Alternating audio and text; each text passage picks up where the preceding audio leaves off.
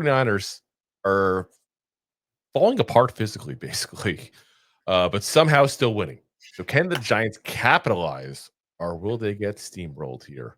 And let's be honest, we're Giants fans. We're going to say steamrolled, but let's get into the team. Like I said, the team is literally probably the worst roster as far as injuries in the entire league. Like that's you literally have. Again, this is according to ESPN's depth chart when I looked it up to get the actual numbers. 10 players in the IR, 2 players listed as out for this game, 10 listed as questionable. So that's 22 players. 22 players. An active for game day roster, keep on 48. That's 45.8% of a roster, game day roster, injured. Yeah, it's not like it's your backups or you use your RB3s or your backups that's on roster. It's Brock Purdy's questionable. Yeah. I mean, it's a lot of key players. Like I said, it's absolutely insane. Like this is a ridiculous amount of injuries there, but they're still 5-3. And as Jay says right here, he says, yeah, but they have good coaching, so they can get away with it. Coaching. Coaching matters. This is what I've been screaming for how long now when we refuse for some reason to get rid of Brian Dable. Coaching does matter, and that's the problem is we have crappy coaching. They have good coaching, which is why they've been able to figure this out now. So Brock Purdy's been out for about a month now. So he's listed as questionable, limited at practice. Mac Jones has been playing, obviously, in his place. He's looked pretty good. He's averaging 266.2 yards per game. Got 8 touchdowns, 5 interceptions on the season. So, a little high in the interceptions, but not too bad overall. And it's really 50-50 who's going to be the quarterback this Sunday for the 49ers. We'll probably know a little more, obviously, as it gets a little closer, but it very well may be a game-time decision. Yeah, I'm going to have to assume it's going to be Mac Jones. So otherwise, because he's been very serviceable for them so far this year. So why rush? Yeah, well, they've been hesitant to bring Purdy back because they brought him back. Remember the one game a couple weeks ago, and then he played like 2 throws and hurt himself again. Yeah. So they're being extra careful, as they should, because let's be honest, this team's on the potential path to playoffs. So playoffs. Playoffs. Don't talk about playoffs. You kidding me? Playoffs? I just hope we can win a game. But that's what the issue is now. They want to make sure that toe is good to go and for the playoffs when they actually are trying to win something that actually matters, not a game against the Giants. Not to disrespect my own team here, but let's be honest. I don't think any team's going into the MetLife going, God damn, we got to face the Giants this week. This is going to be tough. Rats. I mean, I hope we get to that point by the end of the season with Dart, hopefully improving and growing as a player, which I do expect this year. But like right now, I'm not scared of them if I'm the Niners. I'm not like, oh my God, I got to face the Giants. This is horrendous. Like, just lost their running back, lost a month ago their top receiver. They have pretty much nobody on offense besides a quarterback and a decent offensive line now. Yeah, and they're also coming off a tough loss against Houston, where the defense looked good. They made them miss their starters in that game. Yeah. But Houston's defense is one of the better coached defenses in this league. You could arguably say they're the top 3. This is a good defense, point blank. But we will get into the defense here in a little bit. But yeah, that's point blank their strength now. Kendrick Bourne has been their top wide receiver. 28 catches, 429 yards in the season. Ricky Purcell has been the backup. Remember him a couple of years ago? Came out of Florida, like really solid hands. Like that's the strength of this kid. Like if the ball goes near him at all, he's going to catch it. Like there's no doubt that's just who he is personality wise. So he's got 20 catches, 327 yards in the season, but he missed last week, and he might be out this one as well. Like that's the craziness right now. Like this is like I said, everybody's injured. Everybody's injured. Jake Tongas has been doing a good job stepping in for George Kittle while he's been injured at tight end. 26 catches, 226 yards, and 4 touchdowns. But last week, George Kittle was back. He had 4 catches, 43 yards, and a touchdown in the game there. So, yeah, you might have, at this point, they have a little more faith, obviously, in their backup tight end. They might be seeing a little more of double tight end sets because everybody knows the Giants can't cover tight ends. Why not throw them both in? really confuse us. We can't do it. I mean, and then obviously the other thing we can't stop is a running back. Niners kind of have a decent running back. Yeah, he's all right. He's all right. He's all right. Christian I McCaffrey, mean, who the entire offense runs through him. 100%. I was about to say, we talked about Barkley a couple years ago, why we were so good as Giants offense. Like, look at CMC. Like, no sort of respect to Barkley, but like, He's dynamite. Dynamite. No, I was going ACDC. Ah, sorry. Yeah, never mind. He killed it. 140 carries, 490 yards. That's only 3.5 yards per carry. So that's one thing in our favor, that they have not done very good as far as yards per carry. 3 touchdowns, 56 catches, 559 yards, and 3 touchdowns as far as receiving wise too. So he's literally, already over 1,000 yards through the 8 weeks. Like, he's on pace for a 2,000 plus yard season if he can stay healthy, which is always a question, obviously, with CMC. You never know. You never know. Yeah, you never know with that guy. He's Dr. Jack Cool, Mr. Hyde, and he's definitely Mr. Hyde these days, where he's just been monstering through everyone. Yeah. That last week wasn't the best, but well, it's the receiving is where he's been really dangerous. That's been where he's almost like a better version of Alvin Kamara in his heyday. You know what I mean? Like, the receiving has been what the big thing with him. Again, he's got almost he does 600 both. yards receiving. I was about to say he does both very well. Yeah. Last game, I think it was. Yeah, the reason why Houston's defense won is because they limited what CMC can do on both sides, behind the backfield and run, and being a receiver. So overall, they score literally 20 points even. That's it on offense. That's 26 in the league. They average 3.4 yards per carry, 32nd in the league. How many teams are there again? 32. 32, exactly. 89.4 rushing yards per game, 30th. So the run offense is crazy. You would think this team runs through CMC, they should have a freaking amazing rushing team. They don't. They consistently still run the ball, but they don't get a lot of necessarily production out of it. Now, they very well may for us. Let's be honest. We said last week, Barkley's not been Barkley of last year. Barkley has not been as good, and he just steamrolled over this defense. Tank Bigsby came in and did 100 yards against us.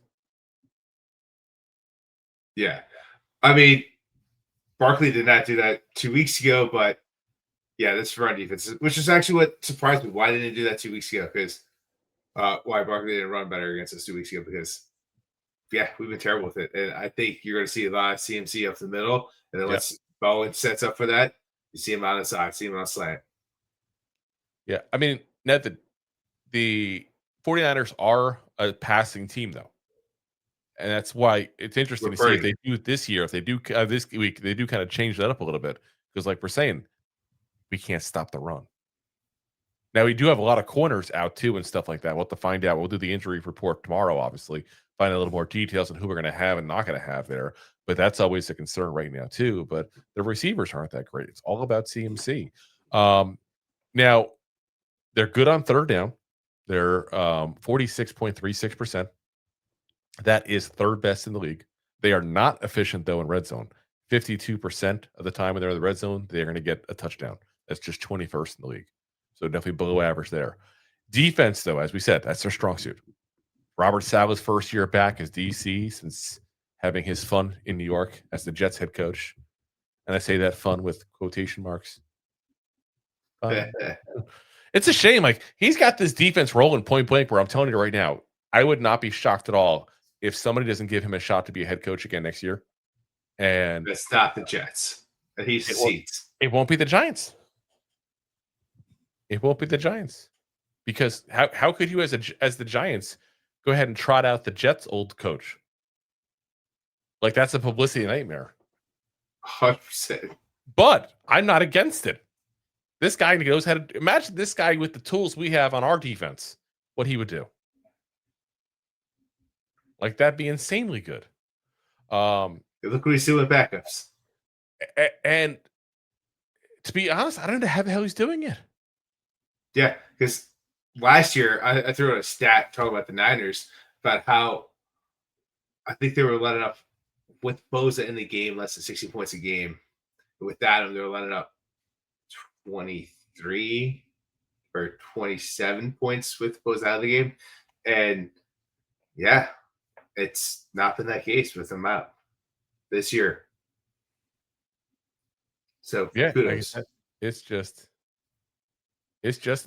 insanity. Like you see the injuries everywhere all over this defense, and they're getting 20.5 points per game is what they're giving up. That's 8th best in the league. It's a top 10 defense with all the injuries. And remember, they lost like everybody in their defense to free agency last year too. On top of that,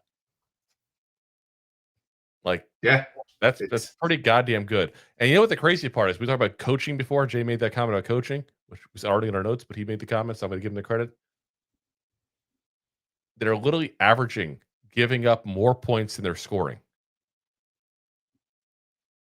They're scoring 20 points a game. They're giving up 20 and a half. Great, it's very close, but they're 5-3, guys. When you see I'm giving up more points on average than I'm scoring, but I'm 5-3, that tells you this team has been very efficient and has done what they have to do to win. Like we say all the time, good teams find a way to win. That's what they do. You know, they're finding the way to win. yeah. Now, they have a little bit of efficiencies on third down, which is interesting because Jackson Dart's specialty is third down. Like, he is at his best on third down. He's literally playing elite on third downs. They are giving up 38.95% of first downs on third down attempts. That's 19th worst in the league. Probably their worst stat in all their defense. They are a bend but don't break defense as well. They have a great 52% red zone TD rate, which is 8th best in the league. Ironically enough, same rate their offense has. It's really weird how their offense is that bad and the defense is that good. It's like almost what the people expected the Giants going this year. Yeah, that's what we're hoping, but We here were we hoping. are. We were. They're giving up 4 yards per carry, which is 13th in the league. They're giving up 229.3 passing yards, 22nd in the league. They do not sack the quarterback. This is one thing interesting. They do not sack the quarterback pretty much at all. They sack the quarterback on 3.23% of pass attempts, the 31st in the league. They also do not get interceptions. They got the first one of the whole entire year last week. So they're at 0.37%. Yeah. Just saying. Doing great. It's absolutely insanity. So as far as people that are on this defense, listen, guys, I'll be honest with you. Most of the people the stars of this defense, they're on the IR. D. Winters leads the team with 54 tackles, but he's questionable to play on Sunday too. Former Jet and Eagle, Bryce Huff, leads them with 4 sacks. Not a single player that's active on the roster, not injured, has more than 1. That's insanity. Yeah. Like, could you imagine? I don't get sacks. I don't get interceptions. I give up a lot of third downs, and I have a top 10 defense. That's a lot of pressure. It's a lot of pressure, a lot of balls batted, a lot of tight coverage where you guys are picking up the receptions. The word balls and tight. I know you. I do. Balls and tight ends. No, it's honestly, it's just solid, good coaching, and the defense tightens down when it matters the most. Yeah, they may not be getting the turnovers, but they're forcing the ball away. Either way, they're not turning it into points. So Yeah. that's how you get that. So, like I said, solid team, guys. Solid team, well-coached team, and we definitely got our hands full this upcoming Sunday here. So, thanks for watching. Like the show?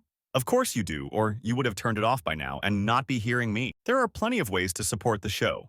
YouTube is the best place to join us, and we offer memberships there with fun benefits like custom emojis and early access to video clips. Of course, there you can also send super chats and stickers to send one-time support payments. The best way to support the show is to buy these drunk idiots beers at buymeacoffee.com/2giantgoofballs. Along with one-time support payments, there are also monthly plans, so you can continue to help kill their livers each month. You can also show people that you are a goofball by visiting our store at twogiantgoofballs-shop.fourthwall.com. We got everything from shirts, hats, phone cases, funny candles, buttons, stickers, and even a 2 Giant Goofballs towel to dry off your goofballs. Of course, you can always support the show for free by simply hitting the like, subscribe, and share button wherever you are watching or listening to this. Hit the thumbs up on YouTube. Leave a 5-star review on Apple Podcasts. It helps the show tremendously, and quite frankly, the goofballs suck at marketing and need your help to get the word out. Thank you for being part of the Goofball Army and for taking the time out to support the show. If you like that clip, then you will love the full episodes too. Find us on your favorite podcast app and look for us on all your favorite social media platforms. Thanks so much.